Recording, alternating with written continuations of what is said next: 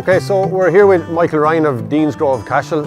Michael has been dairy farming for 20 years after taking over from his dad. So Michael, you've seen a lot has changed over the last 20 years. In terms of lifestyle, what has changed for you? Well, I would have been fortunate for my own dad. We always had greyhounds, right? So we always tried to be finished in the evening at 5:30. That was it. We used to go greyhound racing. I was reared going greyhound racing. So farming had to suit what we did in the evening time. So yeah, we get finished every evening for 5:30. We start every morning at 6:30. And that cow, she works for me. I don't work for her. Okay, Michael, at this stage you're getting very close to the end of your calving season. And like in terms of how the calving season has evolved over maybe the last 2 decades, what has changed for you as regards your calving season and the amount of labour, etc., that's required during that February-March season? Well, I suppose the fertility that we've gained from using EBI over the last 20 years, gone away from the big, huge volume Dutch bulls that we would have had in the past. Right, she would have middle oats for you, but her ability to go back in calf was a lot more difficult. Now, with EBI, she's going back in calf with good fertility, so therefore we have compact calving. So you have a very, very busy February. We try and get as much help as we can on board. Let it be students from the local school, it might be chocolate students, family help, whatever it is, we get as much help as we can in the month of February, that first 6 weeks. And once we do that, we've compact calving, we've one group of heifers that are coming on to rear, and like we have seasonal. So February, March is calving, then the breeding season starts off at the end of April, the last week of April into May, that's the breeding season. Once that's over, so we've kind of, there's a structure to the year. We're not just calving cows all the time, we're not rearing calves all the time. It gives man and beast an opportunity to do what they should do at the right time of the year. So again, we're getting back to the whole labour issue and this intense workload in February, March, but you're calving down 150 cows in that time. In reality, Michael, how many cows are you actually really calving down? I bench a lot of things on how often I have to get up in the night time. Now I have a calving camera, right? So I go to bed usually around 10:30 and I check it again at 3 o'clock or 3:30. I try nighttime feed and I try different things to avoid them calving in the night time. But generally I turn on the camera at 3 o'clock and I might see a calf running around the shed. I get up in the morning and go feed that calf. I don't have to get out of bed. If I see 2 legs coming, I'll set it again for half an hour later, and if the cow, she'll calve herself. I don't have to get out of bed to calve a cow. I did this year once. I'll tell you why, because my camera wasn't working. And that was it. That was the only reason I got up this spring. I was only up once this spring, and that's the actual fact. I usually on average get up 2 times every spring, and that's because cows are easier calving. We have good genetics. When I'm picking the bulls that I want, I try and avoid anything that's like 6, 7, 8, 9% on difficulty for calving. So I use the facts and figures to support what I'm doing. But in general, high EBI bulls are easy calving because you've got genetics upon genetics upon genetics are breeding just easier to manage animals. Now an easy calving calf that's born doesn't necessarily mean that she's going to be a small animal. It doesn't work that way. She's a shorter gestation, a smaller animal, easier to manage. And when she hits the ground, it's my job to mind her after that. Michael, just want to touch on something maybe that's getting more fashionable, and that's the use of technology in dairy farming. And sometimes when you talk about technology, a lot of farmers get scared because they feel that it's alien to them. But I'm talking in terms of technology like farm software, like milk recording, and even EBI being a technology.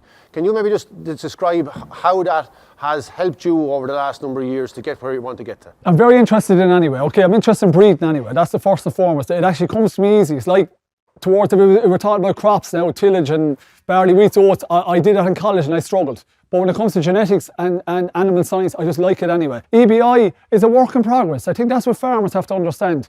It's a work in progress, it's changing all the time. The more data and information that we put into that, let it be a lame animal, a cow with mastitis, whatever temperament, we get these at the end of every year, at the back end of the year, December, early January, we get out sheets in the post from the ICBF. It takes you 5 minutes to fill them out. We'll say, was it her, from a temperament point of view, we just put a ring around it and there's a free post envelope to send it back. I encourage every farmer to do that. If we don't give the information, we can't get the best bulls that are going to become available to us. We all have a walking computer in our pockets at the moment. On my phone, I hardly ever turn on a laptop now. I do it pretty much all through the phone. So I do all my registrations for the calves. I take part in the DNA program as well. So I do all the registrations through the phone. I do all my grass management through the phone. Pretty much all those aspects. If it's a lame animal, I'll put in our freeze brand onto the phone because it's connected to the ICBF, and it's just all that information is going to serve me well down the road. So they're the kind of things that I use like to make my life very much easier. Michael, then just to talk about the breeding plan, and again, it's something that some farmers feel is complicated, and some people actually make it complicated. But how can this be made very, very simple in terms of utilising tools like sire advice and the ordinary milk recording reports that you can find on your farm software? Yeah, well actually I should have mentioned in the previous point about milk recording. So like if I have a cow, right, I can look up that cow's number, put it into my phone, go into the farm package that I have, I can put in the number of that animal and I can press the milk icon on it and I can look it up to see has she issues from the year before. It takes me seconds. So when I look her up, okay, I can go along when I'm making a breeding plan and I can say, pick out the 30 cows in my herd, the 1/5 of the herd that I don't want to breed off of. That's the most important thing I need to do before the breeding season starts, is say to myself, well, I don't want to replace me out of her. Has she a temperament problem? Has she a somatic cell count problem? Is she lame? Has she lameness problems? You know what, like the reality is, if her mother was lame before her, she'll be lame as well. If her mother had a cell count problem before her, she'll have a cell count problem. It's just genetics. You know what I mean? You are the progeny of your parents, and that's the reality. So those choices are easily made. So the first thing you do is say, what do I not want to replace it off? And they're very easy to find. So if you have your AI technician coming into the yard to AI your stock, well, it's very important, you have a chart up on the wall, just write up your 20 or 30 or 40 cows, whatever you don't want to breed off, they're up on the wall.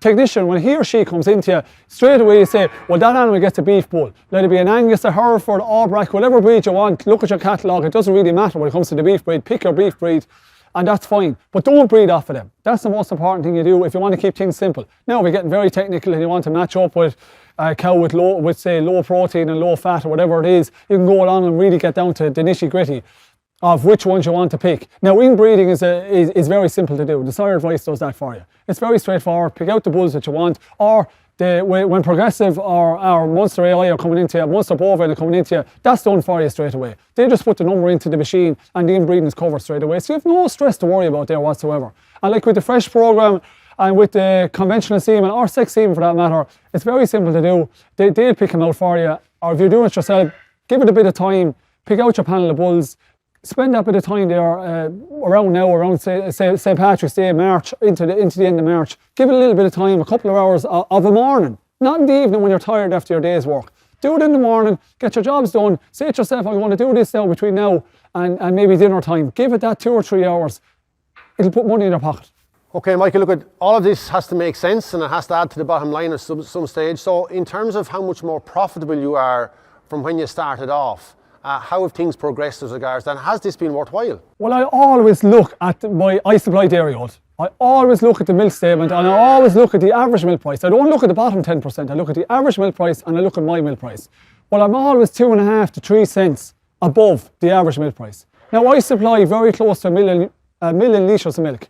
That's 30,000 euros more than I'm making to do the same work as you're doing. Well, look, that pays for an extra person to work on my farm.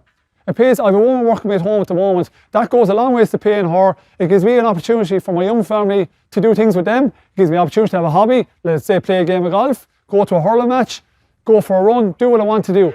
I have an extra person there once we get out of the spring. She can go along and manage the cows. For example, the AI season.